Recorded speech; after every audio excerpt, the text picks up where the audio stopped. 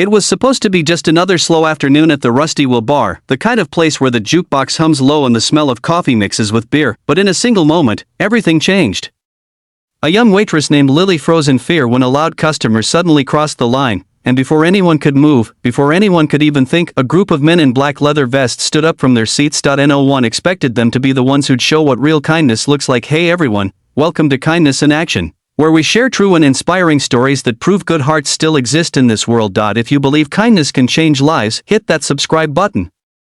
Give this video a thumbs up, and share your thoughts in the comments below. And now, let's dive into today's story, one that shows how even the toughest looking people can have the gentlest souls. Lily was 23 and working double shifts at a small roadside bar just outside of Amarillo, Texas. She wasn't used to much excitement, just regulars, truckers, and the occasional traveler stopping in for a burger and a beer. She smiled through exhaustion, saving every tip she could to help her mom pay medical bills back home. That afternoon, the bar was unusually full. A motorcycle group, the local chapter of the Hells Angels, had stopped in after a charity ride. To most people, they looked intimidating. Big beards, tattoos, leather jackets, and a reputation that made strangers whisper, but to Lily, they were just customers. She served them beers, cracked a few nervous jokes, and went back to wiping tables. Then a man she didn't recognize walked in loud. Boastful.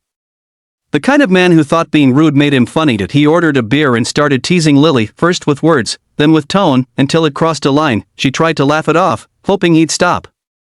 But he didn't. He grabbed her wrist when she passed by, his voice turning mean. You think you're too good to talk to me, huh? He sneered. Lily froze, caught between fear and disbelief. The bar went quiet, every eye turned toward the sound. That's when one of the bikers, a huge man with a beard and arms full of tattoos, slowly stood up. His name was Mike, but everyone called him Bear. He looked at the man, then at Lily, and said calmly, "Son, you've got about 2 seconds to let go of her hand before you regret being born." The rude customer laughed, trying to act tough. "What are you gonna do about it?" he challenged. Bear didn't raise his voice.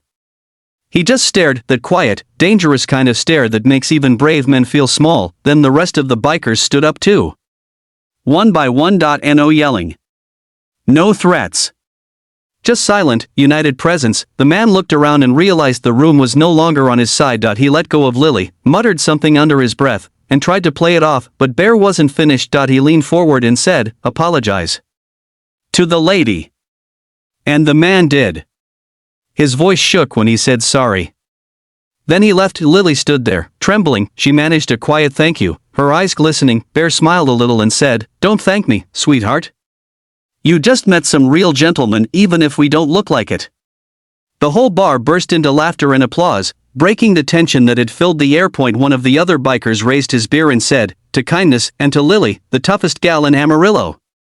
That night, something changed for Lily. It wasn't just about being rescued, it was about realizing that kindness often hides behind the roughest exteriors. After the incident, the bikers stayed a while longer, chatting with her like old friends. They told her about their charity rides, how they delivered toys to children's hospitals and raised money for veterans. She couldn't believe it, the same men people called dangerous were out there helping strangers every week. Before they left, Bear handed her a small envelope, "Just a little something to help with your mom," he said softly. Inside was $800, the exact amount Lily had been trying to save that month. Tears filled her eyes. She tried to refuse, but Bear shook his head. "You've been kind to us all afternoon," he said.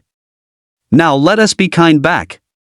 When the bikers rode away, the sound of their engines echoed like thunder, but to Lily, it sounded like hope. She stood by the door long after they were gone, holding that envelope to her heart. Word about what happened spread fast. People started coming to the Rusty Will Bar just to meet the kind-hearted angels. Even the owner, who used to groan when bikers showed up, changed his tune. He started offering them free coffee and meals every time they came through town. But the biggest change was in Lily herself. At that moment gave her confidence she'd never had before. She realized that kindness wasn't about how you looked, or even how you talked, it was about the choices you made when someone needed help. Months later, Lily got a letter in the mail. It was from Bear. He wrote, "We're riding through your town again next summer. Hope you're still smiling behind that counter."